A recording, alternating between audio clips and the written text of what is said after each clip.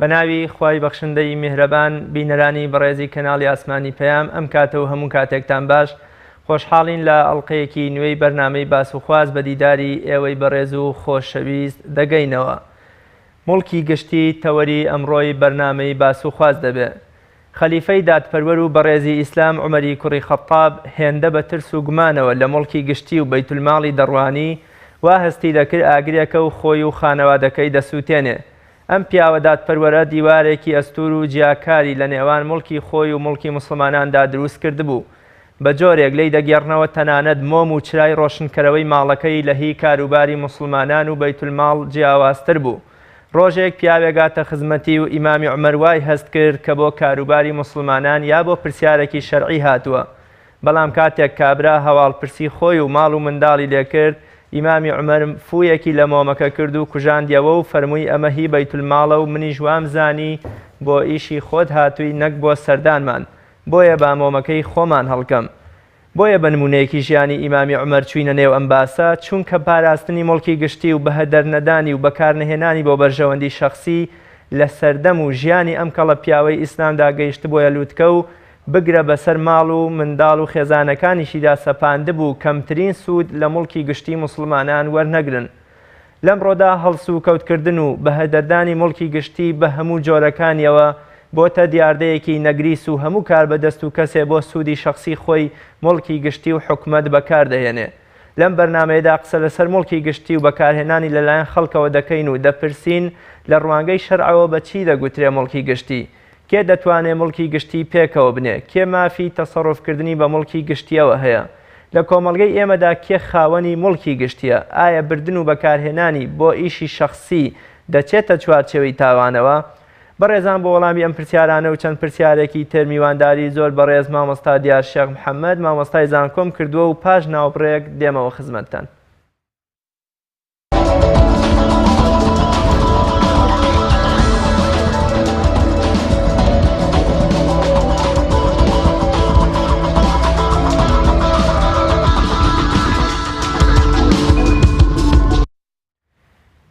بینەرانی بەڕێز دووبارە سڵاو. مامۆستاگیان زۆر بەخێر بێی بۆ بەرنامەی باسوخواز. سەرتا لەو پرسیارەوە دەست پێ بکەین بزانین شەرع وەکو شەرع و ئاینی پیرۆزی ئیسلام بە چی دەڵێن موڵکی گشتی و بە چی دەگوترێ موڵکی گشتی لە ڕوانگەی شەرع و ئاینەوە؟ بەڵێ. بسم الله الرحمن الرحيم الحمد لله رب العالمين وأصلي وأسلم على المبعوث رحمة للعالمين وهداية للحائرين سيدنا وحبيبنا وأستاذنا وعظيمنا وقائدنا وقدوتنا وأسوتنا ونبينا ورسولنا وكهفنا وكنفنا وسندنا ومعلمنا ومنقذنا ومرشدنا ومربينا وتاج رؤوسنا وقرة أعيننا وطب قلوبنا وحادي أرواحنا مولانا محمد وعلى آله وأصحابه وأحبابه وأتباعه وحزبه وجنده ومن اقتدى بهديه واستنى بسنته واقتفى أثره إلى يوم الدين. أما بعد دەست خۆشی لێ یەکەم خۆی تەعالا خاتە میزانی حەسەناتی هەموومانەوە. موڵکی گشتی لە فقه ئیسلامیە یاخود لە شریعەتی پیرۆزی ئیسلامە ئەو مڵکەیە کە لەیسە مەملوکا لأحد ملكا خاصا، کە مڵکی هیچ کەسێ نییە، مڵک پەیوەندی و ڕەبتی بە هیچ کەسێکەوە نییە. ئەفەرمێ والذي يفيد منه المجتمع، هەموو مجتمع سوودی لێ ئەبینێت و بإشراف كي أبي بإشراف السلطان الذي شيء أكاد تنظم جمعه وإنفاقه. سلطان أو كسيك دستي بالاي هي بونمونة كرئيسة كهالبجير راوة كخلق بيعتيان بيداوة أم كس مجرد مسؤولية كلسر أو ملكيك عامة قشتية هيش كسينية يكشتي لسره أو كسا چی لەسەرە تەنظیمی جەمعەکەی چۆن کۆی ئەکاتەوە ئینفاقەکەی تەوزیعکردنەکەی دابەشکردنی. مڵکی گشتی لە شریعەتی ئیسلامە ئەو مڵکەیە کە پەیوەندی بە هیچ کەسێکەوە نییە، بەڵکو کەسەکان هەمویان سوودی لێ ئەبینن و ئەبێت بە مەزدەری مەعیشەت بۆ خەڵک، ئەبێ بە مەزدەرێک بۆ هەموو خەڵکان. بەڵێ مامۆستا بە پێی ئەوەی سەیری ئاینی ئەو خەڵکە بکەیت. بەڵێ ئەم مڵکە لە مڵکێکی تاکە کەسیەوە دەبێتە مڵکێکی گشتی یا بە پێچەوانەوە یا چۆنی ئەم کاڵایە یا ئەم پارچە زەویە یا ئەم دار و درەخت و شوێن بینا و شوێنانە بوونەتە مڵکی گشتی بە چه ڕێڕە و ڕێباز و فلتەرێکا ڕۆشتون تا بوونەتە مڵکی گشتی؟ طبعا مڵکی گشتی ئێمە ئەنواعمان هەیە، بۆ نمونە مڵکێکوان هەیە زەکات بە ئەنواعەکەیەوە، هەموو جۆرە زەکاتەکان ئەگەڕێتەوە بۆ بەیت مالی المسلمین یعنی اینجا بۆ نمونە خومسی غەنائیممان هەیە غەنائیم ئەوەیە کە لە شەڕەکانە لە جەنگەکانە دەستی مسلمانان کەوتووە بۆ نمونە فەیئمان هەیە فەی ئەوەیە کە لە کافرەکان وەرگیراوە بەبێ قیتال بۆ نمونە ڕیکازمان هەیە خومسی ڕیکاز بۆ نمونە هیبات و تەبەڕوعات و هەدایامان هەیە ئەوەی کە بەسەرەن یەکێ تەبەڕوعی کە ئیسە پێوتێ ئەوقاف مەثەلەن ئەوەی وەقفی کات ئەوەی کە بە هەدیە بیدا بە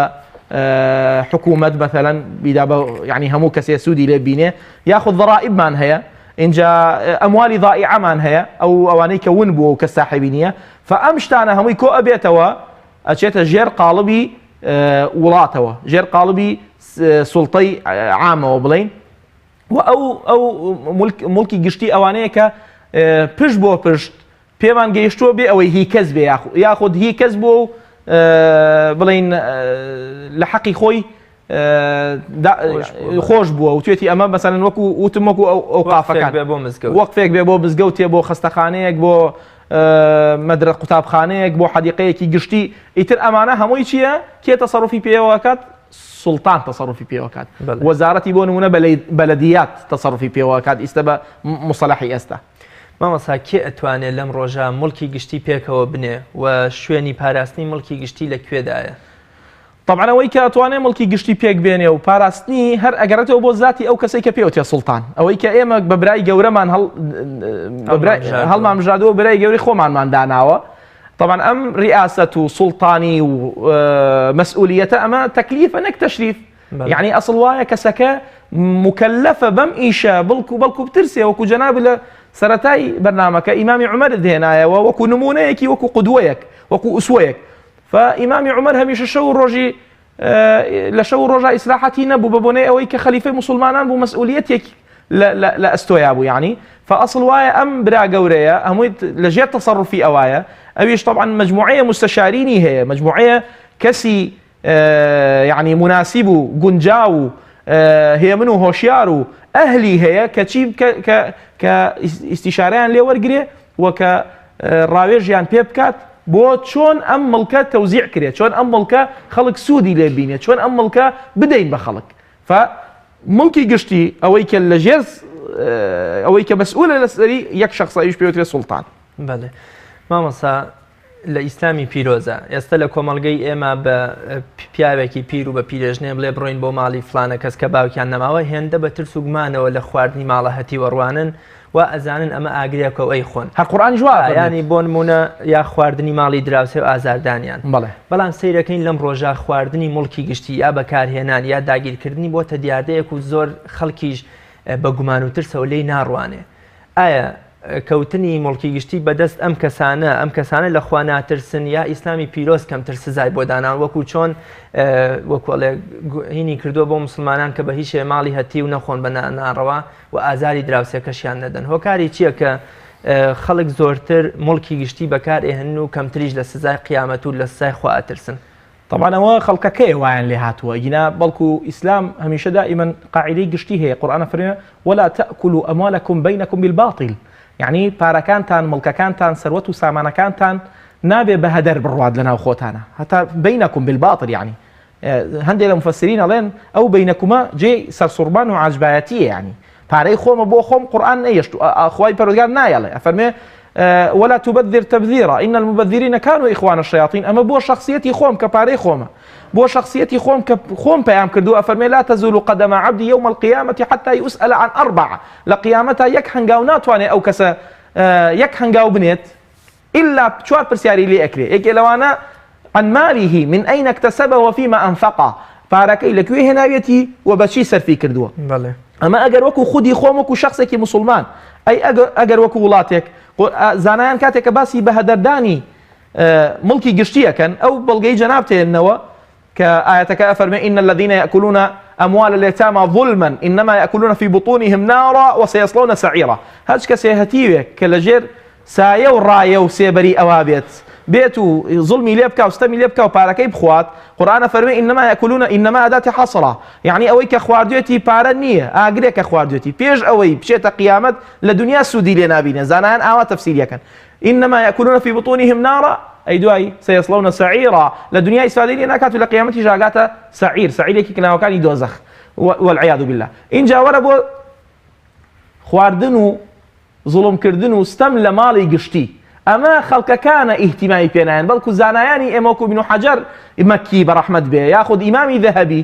ئەو شتانەیان داناوە لە کەبائیر. کەبائیر یعنی چی؟ یعنی یەکێکە لە تاوانە گەورەکان کە ضیاع نەک خواردن بەڵکو ئەگەر ضیاعیش بکرێ ئەگەر ون بفەوتێ چۆن بفەوتێ جاری وا هەیە سوڵتان ئیجتیهادی ئەکا بە شێوازێک ئەمە لە جێی ئەوا دانێ ئەوەیش مەسئولیەتی لەسەرە فەکەیفە بەوەی کە بۆ بەرژەوەندی خۆی بەکاری بێنێ. ئێستا من بۆ منە لە ڕۆژی قیامەتە ئەتوانم بە هەندێک چاکەی خۆم مافی هەتیوێ بگەڕمەوە کاتێ شتێکیم خوارد ئەمە شتێکی تایبەتیە بەزەو کاتە بۆ منە خواردنی مڵکی گشتی کە ئەم هەموو خەڵکە مشتەرەک بوونتیایە ئەمەیان ناڕەحەترەکەواتە لەوە چە سزاکەشی رسول الله صلى الله عليه وسلم فرمووی ئەتەدرون من المفلس وەکو لە موسلیمە هاتووە وتیان مفلس من لا درهم له ولا دينار لە لەفظێکا من لا درهم له ولا متاع مفلس ئەو کەسەیە کە نە دیرهەم و دیناری هەیە و هیچ متاعێکی نییە هیچ حاجەت هیچ شتێکی نییە کە فرمي بابا أوكي مفلسة المفلس فينا من يأتي يوم القيامة بصلاة وصيام وصدقة بنيج الرجو يعني بخشينك زور يجي هبوه بلام شي كردوه وقد أكل مال هذا وضرب هذا وشتم هذا وضرب هذا أمانها من مفلسة أكل مال هذا باري مقابل خواردوه باري مقابل سمن دزية لجناب بكم لقيامتها بس جنابي يا خمجري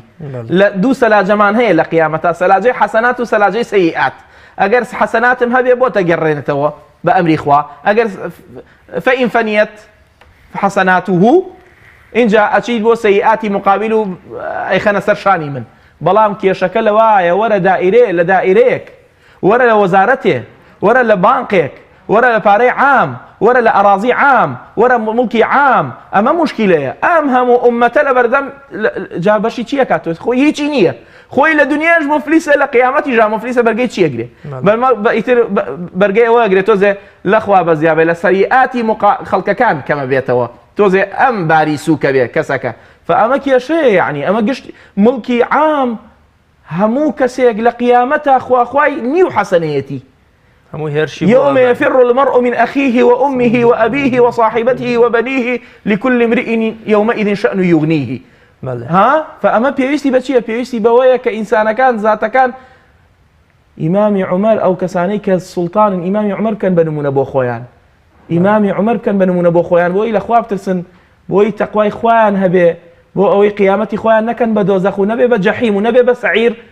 لم دنيا فريا خوان كون باشترا بێت و کابرا کە هەر زوڵمێکی کردووە هەر ستەمێکی کردووە ئەوەی کە مطمئنە بێت تەوبە بکە و مافەکان بگەڕێنێتەوە و ئیعلانی تەوبە جا ئیعلانی ئەو نوع تەوبانە ئەزانی بۆ هەموو گەلچیە بێ ئەبێ لە شاشاتی تیلفازەوە لە شاشاتی فەضائیەوە ئیعلانی تەوبە بکات بڵێ خەڵکی ناوە من گەڕامەوە گەردم ئازاکەن ئەوە ئاوایە مەسئلەکە هەوە هەرچی کێ تەسەڕوف حەقی ئەوەی هەیە تەسەڕوف و مامەڵە بە مڵکی گشتیەوە بکە بۆ نمونە من ئەندامێکم لەم کۆمەڵگە یەکێکی تر مامۆستا یەکێکی تر بەرپرسە كمان حقي أوي هي تصرف بملكي قشتي أو بكي تصرف بملكي قشتي أو بو هيش كسينية تصرفي بيوبكا تصرف بملكي قشتي أبي هموان وكو يكبر ينكبه أبي هموان الناس سواسية لهمو ما فكانا همو واجب كان سواسية إلا وي عذري هبت أو واجبي لسر هلاجيره بلام لملكي قشتيا وملكي عام أبي خلق كان آفرة كان بياوا كان منالا كان جورو بشوك قلو ضعيف هر هموي وكو يكن كسيك هي بيوتي سلطان كسيك هي بيوتي مسؤول لسر أملك قشية أبي بيك تشاو تماشي هموان كات أبي آخر كسيش حصك يخوي هالقري هرتا خلقك ما بينا بيبو خوي هالقري أجر أو فعلا بو مسؤول شو مسؤولية باب زاني إما مسؤولية باسيلي نكين بشتيكي خراب مسؤولية أجر يكي عادل بيت يا زور مأجور لا إخوة زور باداشتي هي لا إخوة كمين أو حوت كسيك سبعة يظلهم الله في ظله يوم لا ظل إلا ظله بخاري مسلمة يا كم كس إمام عادل إمامي أجر عادل به أجر استمنك ظلمنك زدي استمو ظلم بيت هميشه بخواب لي معين العاجزين كالرحمة بيبكى لما مسؤوليتها ناجحهم كموفقهم كمعين به أو كسيك لسيبري قيامة لسيبري خواي لقيامته لجير آلاي خواي لجير رعايتي خواي نارحتي كان قيامتي نابي بتوشوا فبيسمع بشيء بيسمع بويا كسكان مسؤول كان فعلا کەسێک کە ئەبێ مە مەسئول ئەبێ پرۆژەی هەبێ پرۆژەکەت بخەرە بەردەستی ئەم خەڵکە بزانین پرۆژە چیە بێ زەحمەت چۆن حیفاظەکەی لە سامان و سەروەتی ئەم وڵاتە ئەم خاکە. نمونەیەکی زۆر گەش و جوانمان هەیە لە مێژووی ئیسلامیە بێگومان کەسێک کە زۆر پێغەمبەری خوای خۆشویستوە ئیمامی عومەر بووە، بەڵام ڕۆژێک پارچەزەویەکی گەورە لە یەکێ لە هاوڵان ئەسەنێتەوە لە بەروەی فەرموویەتی تۆ نەتکردووە بە مڵک و بە باخچە و بە ئاوەدانکردنەوە. کابراژە لێ من پێغەمبەری خوا هەدیەی کردووم و بە هیچ شێوە تۆ ناتوانی لێمی بسەنیتەوە. بەس ئیمامی عومەر لە پێناو مڵکی گشتی و بەرژەوەندی گشتیە لی ئەسەنێتەوە لێ با پێغەمبەری خوش پێیدابی. لەم ڕۆژە بۆ نمونە خەڵکێکی زۆر بە ناوی پرۆژەوە بە ناوی کردنەوەی بینا و قوتابخانە و شوێنی تەندروستیەوە پارچەزەوی بۆ من لە حکومە دووەر ئەگرێ، بەڵام دواتر سیرەکەین ئەکرێ بە شتێکی شخصی ئەیکا بە شتێک بۆ بەرژەوەندی خۆی. ئەم دوو بەراورد لە نێوان ئەم دوو نمونەیە چۆن بکەین ئێمە؟ هەر بەراورد ناکرێ، هەر قیاز نییە لە بینیانە، چونکە ئەم ئیمامی عومەرە خەلیفەی موسڵمانان فەهمی بۆ نصوصەکان ئاوا بووە. ئەم فەهمە بۆیە پێغەمبەر فەرموویەتی لكل أمة محدث فإن يكن في لكل أمة محدثون فإن يكن في أمتي فعمر. حديث بخاري. همو أمتك ملهمك هي ملهمك يعني رأيك هي سديد به رأي رشيد به أجل أمتك منها به عمره. فإمام عمر أما فهم بوي أما فهم بو أم نصيك كابراوي شتي لا يكيو بيه بوي شتي رسول الله هدي كردم بو خوي مخيفة أم قصي يعني ترسناك إنسان ناعر نزيك بيه. إمام عمر فرموي أجر بيغمبرش هدي كرد بيت ما دام لبرجواندي قشتي ومصلحتي هموان وعام أبي من لتوي سنموا بيكم ببروجة بو عام نقبي كم ببروجة بو عمرو زيت بو فلان وعلان اما بچه حقه کاکە تۆ 200 متر نەک 200 متر جاریایە بە چەنەها دۆنم ئەدرێت بەم بەو بە هینی پرۆژە بێ زەحمەت چۆن پرۆژە هەچ کەسێ ئەو شقانە هەچ کەسێ سێ شقەکەی نەبێ بۆی نییە لەم شقا ڕاکێت چونکە ناتوانێت بە 30 دەفتەر فەقیر و هەژارە بێت چۆن ئەم 30 دەفتەرە پیاکە و لەکوێ پیاکە و چۆن تەزدیدی کە فهەموو کەسێک سێ چوار شقەی نەبێ بۆی نییە لەو شقانە شقەیەک هەڵگرێت. فەمە بەرژەوەندی عام نییە کاکە ئەمە شخصیە. ئەمە پیاوێکیان هێنا خزمەتی پێغەمبەر صلی الله عليه وسلم وفاتی کرد. رسول الله فەرمی صلوا على صاحبكم صلوا على صاحبكم. والله خەڵکەکە تەماشا یەکیان کرد فەرمووی إن صاحبكم غل في سبيل الله. برادەرەکەتان لە کاتی شەڕا لە کاتی جەبهەیە تۆزێکی خستە گیرفانی بێ لە غەنیمە کرد کە غەنیمەکەی دەستکەوت بۆ نمونە تۆزێکی هەڵگرت نەک هەمووی هێنای بەس دوو لیرەی خستە گیرفانی بۆ نمونە فەرمووی ومن يغلل يأتي بما غل يوم القيامة. قورئانە فەرمێ هەچ ئەوە نییە ئەدرێتە مل و پێوەی هینە بێ ئەو تۆزە کە ئیتر تۆزێکە فەرمووی بڕۆن نوێشکەن لەسەر ساحێبەکەتان. وەڵا گەڕان بەدوایە سەیریان کرد شتێکی لە گیرفانەیە بەیی 2 دیرهەمە هی یەهودیە کە بردوێتی سەحابەکان. فرسول الله عليه الصلاة والسلام نێژی لەسەر نەکرد بۆ لەبەرەوەی مەسئلەکە مخیفە شتێکی خیانەتی لە جەمع کردووە خیانەتی لە عام کردووە. خواردنی مڵکی گشتیان ڕۆژەش هەر زۆر کەم کە هەر زۆر بەسیط بووە هەر لە حەدیثەکەیە هاتووە کە ئەڵێ بەیی 2 دیرهەم بووە. ئەم 2 دیرهەمە رسول الله عليه الصلاة والسلام عاجز بوو لەم ڕۆژە ئەبینین کۆمەڵی خەڵک ڕابردووی خۆیانە کێشنەوە بەر دەم و چاوی خەڵکە باسی شۆڕش و هەوڵ و خەباتی خۆیانیانەکەن. ئەمەشیان کردوتە بیانوویەک بۆ ئەوەی مڵکی گشتی بۆ خۆیان و بۆ کەسوکاریان وەکۆڵێ داگیر بکەن. بەڵێ لە کاتێکا پێغەمبەری خوا صلی الله علیه و سلم کەوالیەکی ئەنارد بۆ کۆکردنەوەی زەکات ئەوێت ئەمەیان بەشی تایبەتی خۆمە. پێغەمبەری خوا فەرمووی بۆ ناڕۆن لە ماڵی دایک و باوکی خۆتانە دانیشن با زەکات و سەدەقەتان بۆ بێ. مانای وایە پێغەمبەری خوا هەر لەو ڕۆژە نەهی کردووە لە موسڵمانان کە لەبەر خۆیان شتێک کۆکەنەوە بڵێن وەڵای ئێمە لەبەر ئەمە شتی تایبەتی خۆمان بۆمان هاتووە. جەنابتان چیاڵێن لەم بارەیەوە؟ يعني هەموو کەسێ خەباتی هەبێ ئەخرێتە سەر چاو و سەر جێ ئەوەیە ڕێزی لێ بگیرێت. یعنی کابرا خەباتی کردووە هەڵی داوە لە پێناوی سەرفرازیە لە پێناوی هەندێک مەبادیئی هەیە خەباتی کردووە لە پێناویە ئەمە دەستخۆشی لێ ئەکرێ. بەڵام ئایەک و ئەمە مبەرریرە بۆ ئەوەی تۆ بێیت مڵکی گشتی بخەیتە گیرفانە بۆ نمونە ئەمە وەزارەتی داراییە ئەمە ئەوەیە هەرچی پارە و پول هەیە تۆ بۆ نمونە دەستگیری بەسەری وەڵام من کاتی خۆی خەباتم کردووە بێم پارە و پولە هەمووی هی من بێ بۆ من بێ من ئەحەقیەتم هەیە لە مەسئلەیە. ئەمە ئەوە ئەگەیەنێ کە ئەم کەسانە لەگەڵ ڕێزما یعنی ئەم کەسانە بەڕاستی یەکشتی لێ ئەخوێنرێتەوە ئەویش ئینسان کە دوور بوو لە خوا، کە دوور بوو لە ئیمان، کە ئیمانی نەبوو، کە بڕوای بە مردن نەبوو، بڕوایەکی دامەزراو، ئەم کەسە ئیتر ئاوا تووشی ئەو لادانانە ئەبێ. جا لادان لە شەرع هەمانە پێوتێ لادانی کاتی، ئەوە باشە ئینسانەکە تەوبەکە، بەڵ ئەم لادانە جێگیر بۆ لادانەکە، ئیتر جارێکە ناگەڕێتەوە سەر سیراتە مستەقیمە، خەتە مستەقیمەکە. ئەم کەسە بۆی هیچ کەسێ لە هەرچی قانونە، هەرچی دەساتیرە، هەرچی شەرع هەیە، کەسێ بۆی نییە مڵکی گشتی هەڵ ئیسە قانونەکانیش ئەوانەی کە اختصاسیان قانونە و ئیشی قانونەکەن و لە بواری قانونە مامەڵاکەن، لیان پرسیاریان لێ بکەین کاکە بێ زەحمەت مڵکی گشتی لە قانونە چیە؟ لە وەڵام مڵکی گشتی لە قانونە و لە هەموو شەرع و دەساتیرەکان مڵکی گشتیە بۆ عامە، کەس بۆی نییە تەسەڕوفی پێوە بکە. ئیتر ئەم کەسە خەباتی کردووە، لەسەر شاغ بووە، ئەم کەسە بۆ نمونە دیفاعی جا ئەوە جێی دەستخۆشیە تۆ دیفاع لە من کرد بێ و لە خاک و لە ئاوی خۆمان کردێ، بەڵام بۆیە دیفاعی لێ ئەەکەیت ئەبێ ئاو و خاکەکە بگەڕێتەوە بۆ خەڵکەکە، نەک بۆیە دیفاعی لێ یەکەم ئاو و خاکەکە بۆ خۆم بێ، خەڵکەکەی لێ مەحروم کەم. ئەسڵ وایە دیفاعکردن و بەرگریکردن لە خاک و لە ئاو و لە نیشتیمان و لە وڵات و لە ئاڵا و لە هەرچی منهەج هەیە لە پێناوی خەڵکەکەیا بێ، چونکە ئەو خەڵکە لە کاتی ئینتیخابات و لە کاتی هەڵبژاردنە ئەچێ شاڵە بۆ ئەیا بەکردن، بۆی پەنجەکە و بۆ بخاتە ناو ئافرەتە فەقیرە داماوەکە لێرەوە تا ئەیە ئاڵتون لە دەستەکە بۆی پەنجەکەی پیا بکە، پەنجە بکات بە مرەکەبەکەوە بۆی تۆ هەڵبژێرێ، تۆ خوا تۆ نابێ لە جێی متمانەی خەڵکابیت، لە حوسنی ظەنی خەڵکابیت. فەئەسڵ وایە هەر ئەو ئازیزانەی کە مەسئولیەتێکیان پێسپێراوە حەفیظ و ئەمین بن، وەکو چۆنی یوسف عەلەیهی السەلام اجعلنی عەلی خەزائین الأرض إني حفيظ أمين. مسؤوليات پێویستی بە حەفیظی ئەمینە، پێویستی بە کەسێکی ئەمیندارە.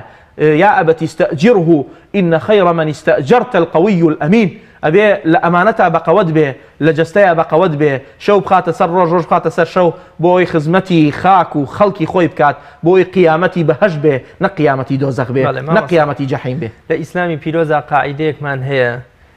ئەمەد لەکوێ هێنا؟ من أين لك هذا؟ ئەم قاعیدە كلمة قالها عمر. ئەم قسەیەکی زۆر جوانە بۆتە قاعیدەیەک لە بەڕێوەبردننی سیستەمی سیاسی ئیسلامیە.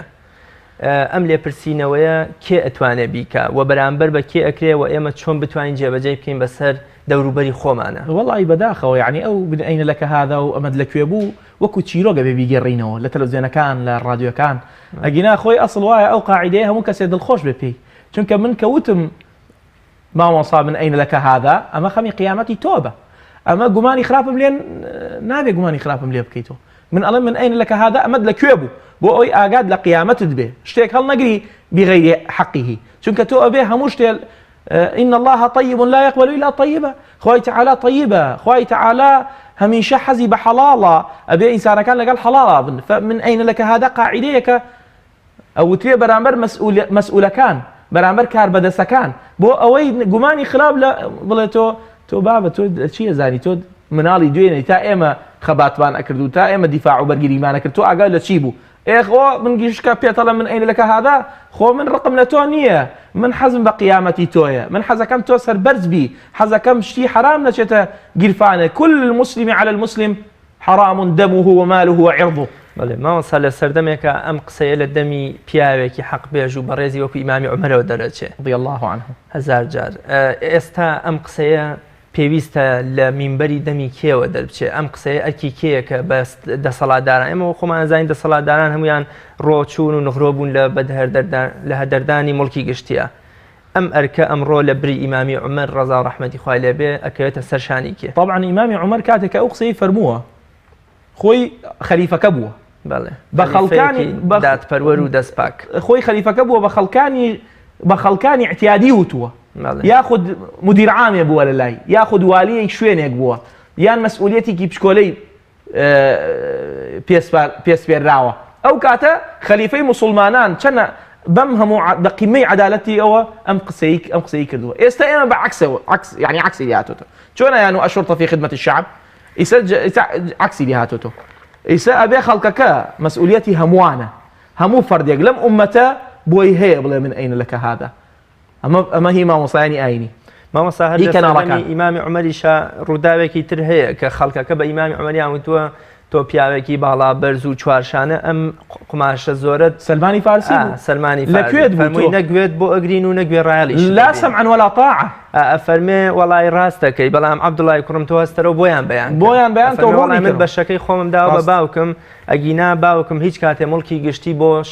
بەرژەوەندی خۆی بەکارنایێنێت. سلمان لەوێ ئەڵێ ئەلئانە سمعا وطاعة. ئێستا جێ ئەوەیە کە بەگوێت بکەیت چونکە عەبدوڵای کوڕی وتی من دژاشەکەم تازە بوو و تو من با قطعەکەی خۆم خەمە سەر قطعی باوکم بۆی دژاشەیەکی تازە بکات ثەوبێکی تازە بکات. فئێمە ئەم من ئەین لەکە هذایە هەموو کەسێک خۆی بە مەسئول بزانێت لەم كلكم راع وكلكم مسؤول عن رعيته. هەموو کەسێ لە جێی خۆیەوە ئەبێ من ئەین لەکە هذا بڵێ. باوک بە مناڵەکانی بە باوک وەکو چۆن ڕابعی عەدەوی بە باوکی وت ئەوە ئەو خواردنەوە لەکوێ هێنا ئامین حەلالین ئەم من حەرام. وتی کچم ئەگەر لە حەرامیش بێت چی یەکەی؟ وتی نصبر على جوع الدنيا ولا نصبر على نار الآخرة. ئێمە ئەتوانین سەبر ئارامیمان هەبێت تەحملمان هەبێت لەسەر برسێتی دنیا بەڵام ناتوانین لە نار الله الموقدة بابا ئەمە خوا بەدەستی خۆی دروستی کرد یعنی هەڵی گرساندووەم ئاگرە ئێمە تەحملی ئەو ئاگرە ناکەین. فمن ئەین لەکە هذا کەلیمەیە کە ئەبێ لە ژیانمانە بێ لە هەگیانمانە بێ لە کیانمانە بێ لەسەر زارمان بێ بۆ هەموو کەسێ هەموو مەسئولیەتێک لە هەموو شوێنێکە لە هەموو کەسێک بۆی هەیە ئەو قسەیە بکات مامۆسایانی ئاینی تەلەڤیزیۆنەکان ئیعلام هەموو مۆزەفێک لە مۆزەفانەی وڵات ئەگەر خۆی دادپەروەر بێ ئەسڵ وایە بڵێ من ئەین لەکە هذا. هەموو مدیر عامێک ئەگەر خۆی دادپەروەر بێ ئەسڵ وایە بەوەی خوارەوەی بڵێ من ئەین لەکە هذا. فمن ئەین لەکە هذا کەلیمەیەکە بە خراپ بالی تێنەگەین لەو کەسێکی ئەیڵێ هەمیشە خەمی قیامەتی مقابلیەتی کە ئەڵێ من ئەین لەکە هذا. مامۆستا بردننی مڵکی گشتی و بەکارهێنانی بۆ بەرژەوەندی شخصی یا بۆ ئیشی شخصی ئەچێتە چه چوارچێوەکە ئەمە تاوانە؟ لە شریعەتی ئیسلامە پێویستە 5 شت حفظ بکەین بیپارێزین. یەکەمیان دینە، اینجا عەقڵ، اینجا مال، اینجا نەسەب، ئەوە بە تەسەلسولیەت مەبەستم مالەکەیە. ئەم مالە پێویستە هەر هەمووی ضیاعی نەکات نەیفەوتێنێ. واجبە لەسەر ئەو کەسەی کە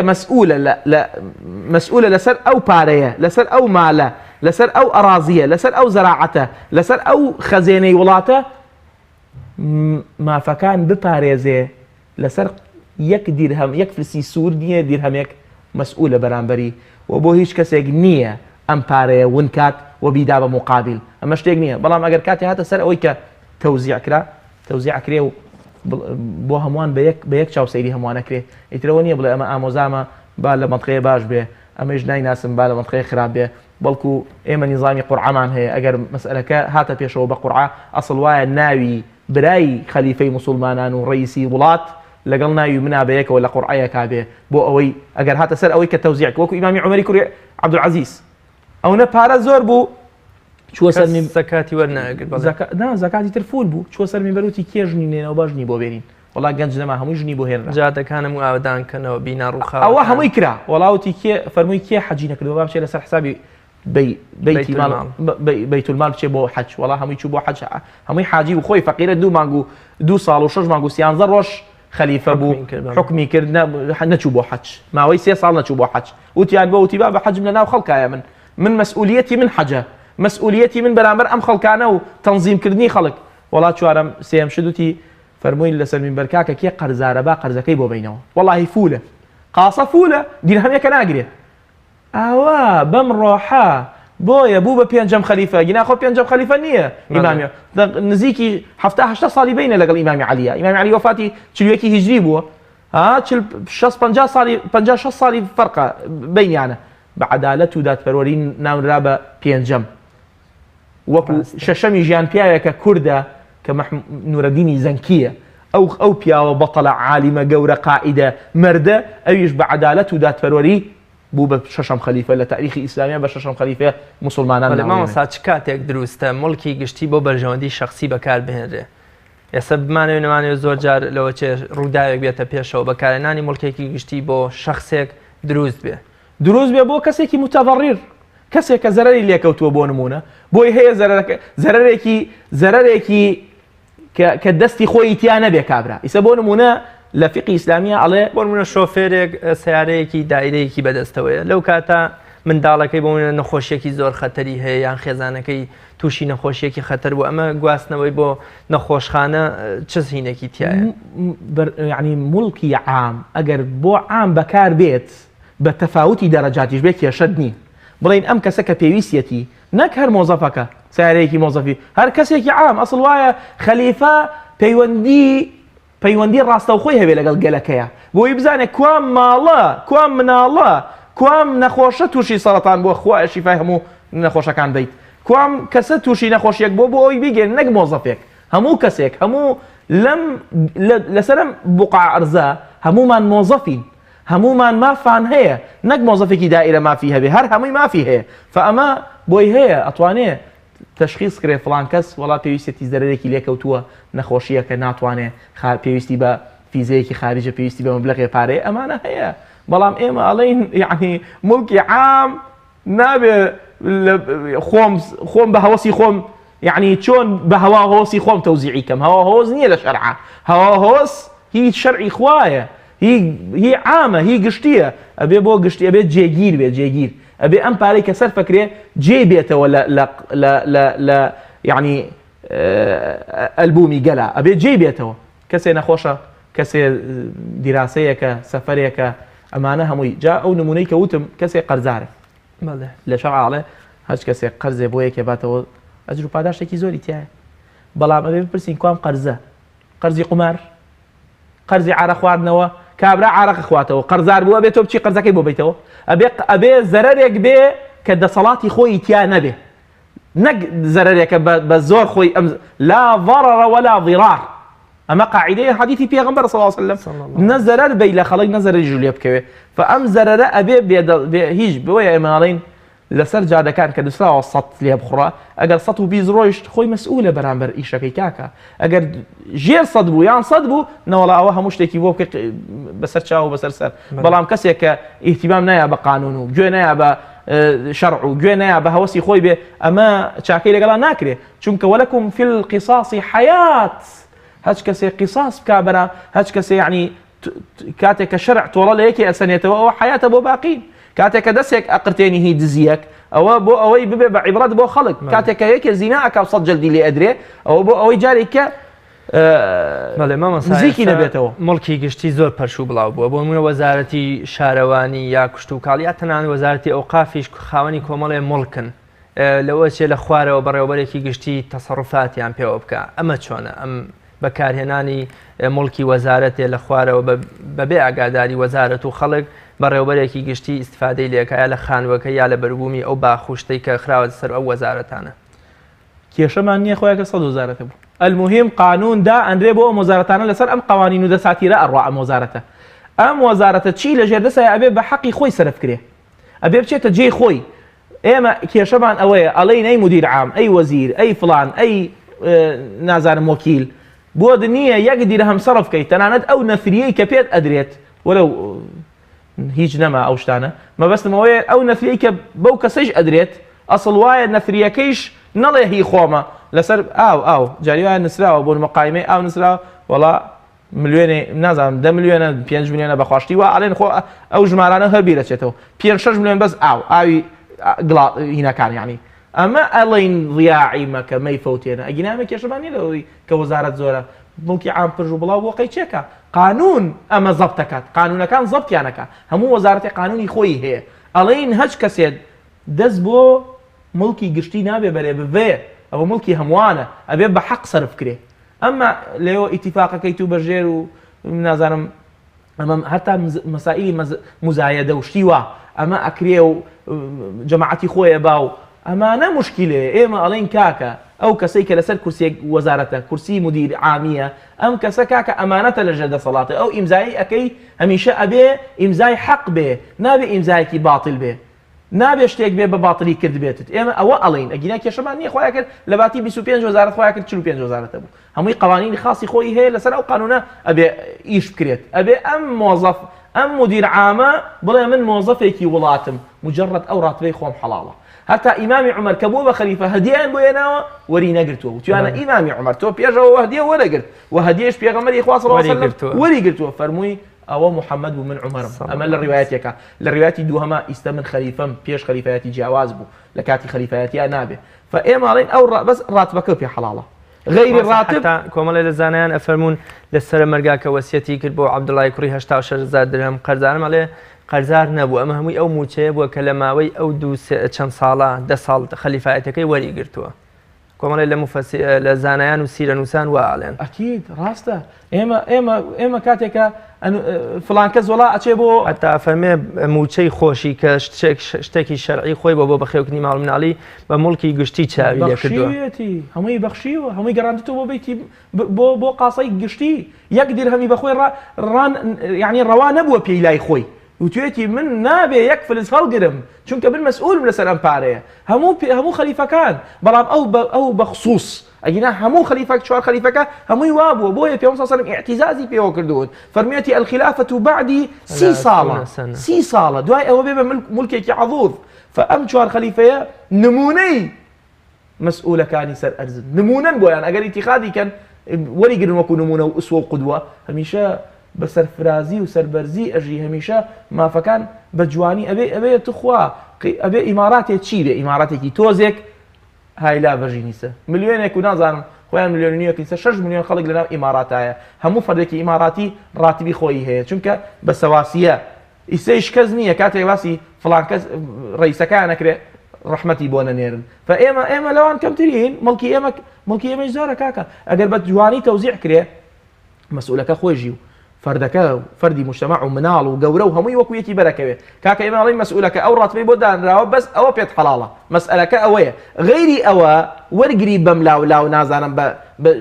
بهالشيء وازك حرام بيد يعني والله العظيم خوش جزاني حرام باشا خوجي إعازك دلي مان هي خويت على وايد دروس كدوين همو كسي إعازك أدريت الحلال بين والحرام بين رسول الله فرمي البخاري للفظك إن الحلال بين وإن الحرام بين حلال ديارة وحرام مش ديارة بينهما مشبهات يعني مشتبهات لدو لفظة لبين أنا هندي شد هي كناديار زور كما نووية فرمي زور كما يعني ببنجاء أتواني بجميري جينا باقي حلال وحرام كان ديارة أو كسخوي زانه إفادة جنين بخارج إفات بهوسي خوي عرب الله يضرب فلوس بهوسي خوي بارا خات جيبي إفادة جنري بمعنى بونمونا اختصاصي معين اختصاصي فيزياء أبيتو اختصاصي شريعة بو كويتشيت بله ما مالي هەتی و خواردنی یا تەسەڕف پێوەکردنی هەرچەندە شتێکی تاکە کەسیە حەقێکی تاکە کەسیە بەڵام بۆتە دیاردەیەکی گشتی یا بۆتە مڵکێکی گشتی. ئیسلامی پیرۆز چۆن سەیری ئەمە کاوە چۆن ئەبێتە پارێزەری ماڵی هەتی و ئێمە چۆن بتوانین و سەیری ئەم ماڵە بکەین کە ئەویش وەکو ماڵێکی گشتی وایە و خواردنی هەر هەمان شتی حرام و نەگریسە. یەتیم لە شەرعا کە ئەو کەسەیە کە بێ باوکە لە ئاینی ئێمەیە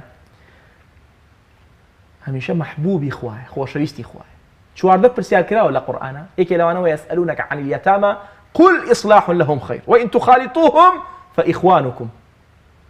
كواتا فإصلاح لهم خير أبي إنسان كان هول بان دائما شي لبرجواندي هتي وكيا ما في بكامل بدريته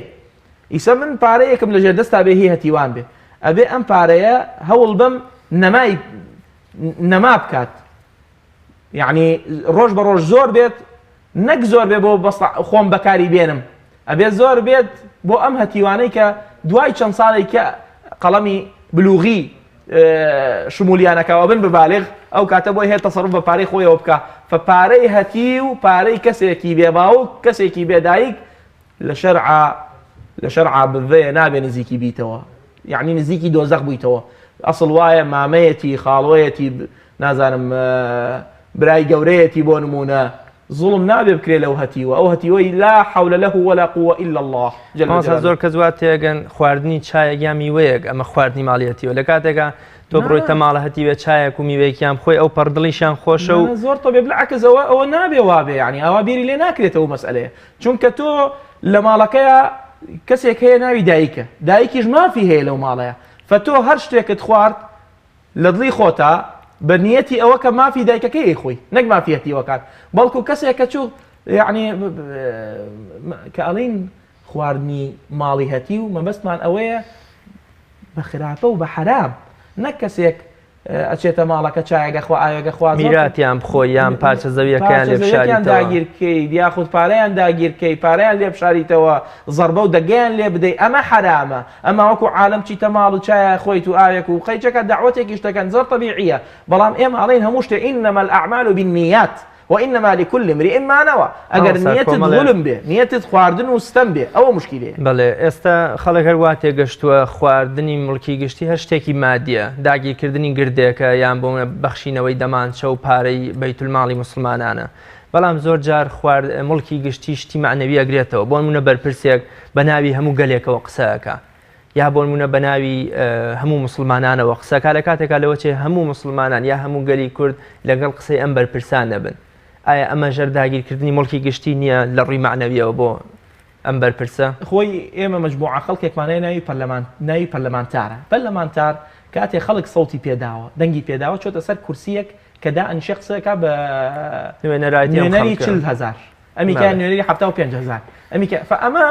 جێ ئەوەیە کە قسە بکا بە نوێنەرایەتی خەڵک بەس کێشەکە ئەوەیە کەسێک هیچ نییە یعنی کەسێک بۆ نمونە لە حیزبێکی معەنایە عضویەکی ئەو حیزبەیە یەت بە ناوی گەلەوە قسەکە ئێمە ئەڵێن هەرچ پەرلەمانتارێک قسە بکە بە ناوی گەلەوە جێ ئەوەیە جێ ڕێز و تەحیات و تەقدیرە یعنی چونکە ئەمە 40,000 ئەمە 30,000 ئەمە 20,000 ئەوی کە 100,000 هەڵیان بژاردووە عەلەقەل بە ناوی 10,000 قسەکە بە ناوی 20,000 قسەکە بەڵام ئەمەی کە هیچ نییە و هیچ نەبووە مجرد ئەندامێکی بەسیتە بۆ نمونە یەت خۆیەکە ئەمەش جۆرێکە لەو مەسئلەیە جۆرێکە لەوەی کە تۆ هیچ تەمثیلێکی من ناکەی کاکە تەمثیلکردنی مقابل ئەوەیە کە خەڵک سەوتت پێ بدە ئەوەیە کە خەڵک متمانەت پێ بکە ئەوەیە کە خەڵک تۆی خۆش بوێ ئەوەیە کە خەڵک تۆی خسۆی لەسەر ئەو کورسیە نەک من هەر لە خۆمەوە لەسەر کورسەکەدا ئیسە تۆ منێ بان نەکرد بێ من ئەنتوانی بێ من پەیام و دانیشم لێرە هەمیشە تۆ منێ بان کردووە بێ من بێم من هاتووم بە داوای تۆ لەبەرەوەی تۆ ئیعازی بە من داوە فەرموو ئەم بەرنامەیە دەرکە لەگەڵمانە بەڵام غەیریەوە ناتوانم وەقیس على ذلك لەسەرەوە قیاسکە یعنی هەموو شتەکان هەموو بابەتەکان ئاوایە هەچ کەسێک یعنی ڕێی پێ دراوە قسە بکات بە ناوی مەجموعەیەکەوە وەڵڵاهی ئەهلەن وسەهلەن ومەرحەبا ئەگەر ڕێی پێ نەدرابێ لا نابێت یعنی چۆن ڕێ بەخۆی ئەدات یعنی بە ناوی خەڵکەوە قسە بکات بەڵام تەمثیلی شخصی هەیە کەسێک تەمثیلی شخصی یعنی ئەتوانێت تعبیر لەسەر ڕێی خۆی بکات ئیسە بۆ نمونە یعنی هەندێک قسە هەیە هەندێک بەرنامە هەیە ئێمە دەریەکەین ئەوە ڕێی خۆمان نییە کە ئەڵێن ڕەسوڵ الله وای فەرموو يعني أو حديث رسول الله أصل وايا هو هوسي خوما مع النبي أصل وايا بتأصيل شرعي قسب كده أوانيش لا أصلا أبي بإعازة عام وقشتي قسب كان نك رأي خويتي وبيسبيني بسر خلقه مامۆسا با ئێمە وا دابنین خواردنی مڵکی گشتی و ئەم داگیرکردنی عەرزە و ڤێلا و ئەم شوێنانە بڵێن پاداشتی ماندووبوون و شۆڕش و خەباتی کۆمەڵێ سەرکردێ بەڵام لەم ڕۆژە هەر بە خۆیانەوە نەوەستاون کوڕ و کچ و زاوا و خزمی خۆیانیان کردو بە بەرپرسی ئەم خەڵکە مڵکی گەورە و گرانبەهایان لەسەر تاپۆ کردوون لە کاتێکا بۆ نمونە ئیمامی عومەر ڕەزا و ڕەحمەتی خوای لێبێ ئەو نمونەی کە حوشتری کوڕەکەی ئەفرۆشە لەبەرەوەی لە بەیتولماڵی مسلمانان یا لە لەوەڕگەی مسلمانانات زیاتر قەڵەو بووە ئەفەرمێ بەشەکەی خۆتی لێ وەرگرەوە و ئەوی تری بگەڕەوە بەیتولماڵ یا تاشینی سەری کوڕەکەی ئەمە چۆن چۆنیە کە بۆ نمونە کەسێک هێندە نەترس بێ نەک خۆی بگرە کوڕ و مناڵەکانیشی لەسەر مڵکی گشتی پەروەردەکات و بیانکە بە ئاغا و بە ئەشرافی کۆمەڵگە وەڵاهی کێشەکە ئەوەیە ست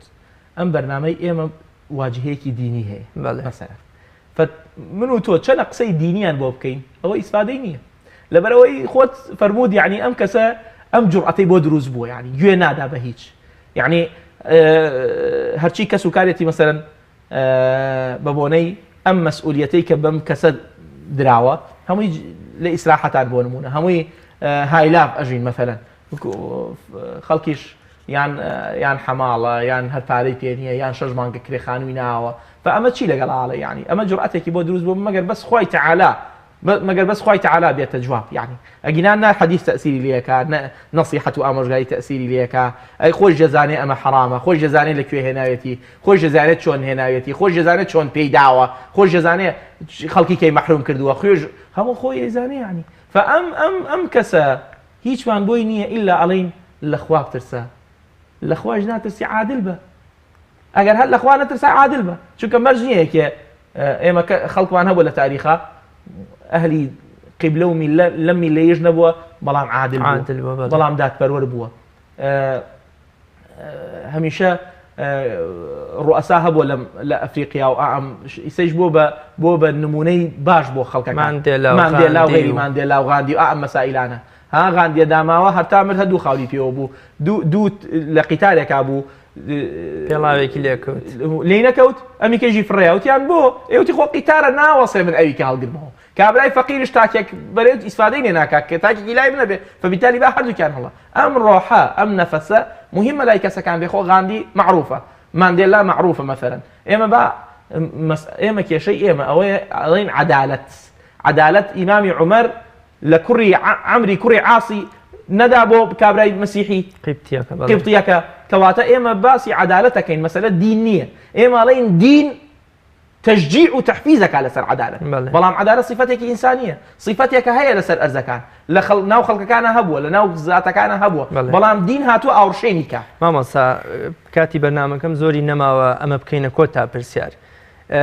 بەجێمان یان مانەوەی بە شەمیراتی باوکێک بۆ مناڵەکانی ئەبێتە مڵکی گشتی بۆ ئەم برا و خانەوادەیە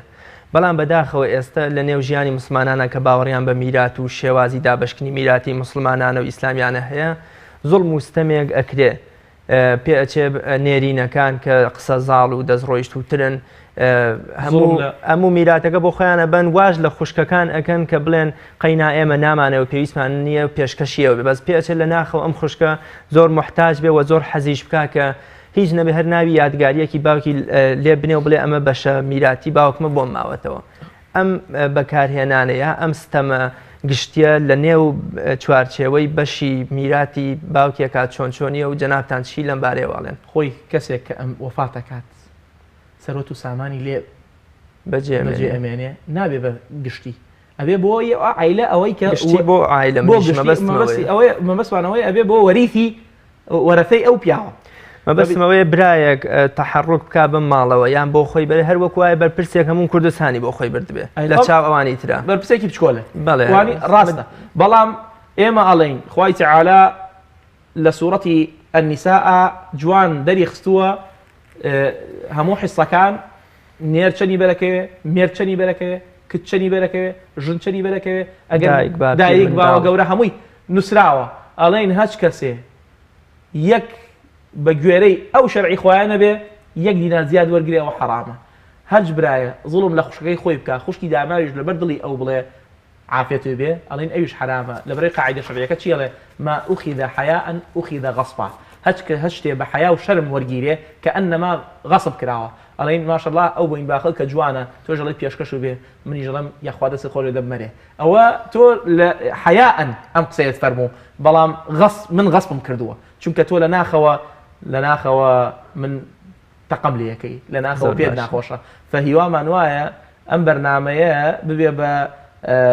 فاتحەت خەیرێ بۆ هەمووان کە هەمووی لە ئاستی خۆیەوە ئاگای لە ماڵی گشتی بێ ئێمەش لە ماڵەکانمان ئاگامان لە کارەبای گشتی بێ ئاگامان لە ئاوی گشتی بێ ئاگامان لە جادەی گشتی بێ هەر چیەکمان بینی مەسئولین بەرامبەری ئیماطة الأذى عن الطريق صدقة واتە هەموو فەردێک لەم ئومەتە رسول الله ناوی بە حەمام پاسی کەینەوە چونکە بەرژەوەندی گشتین زۆر سپاس دەکەین سپاس بۆ جەناب زۆر بەخێر بێ بۆ بەرنامی باس و سپاس بۆ جەناب بینەرانی بەڕێز بەم شێوێژاتی نەکۆتایی ئەڵلقەی ئەمڕۆمان تا بە یەگەیشتنەوەیەکی تر بەخوای گەورە و میهرەبانتان ئەسپێرم خواتان لەگەڵ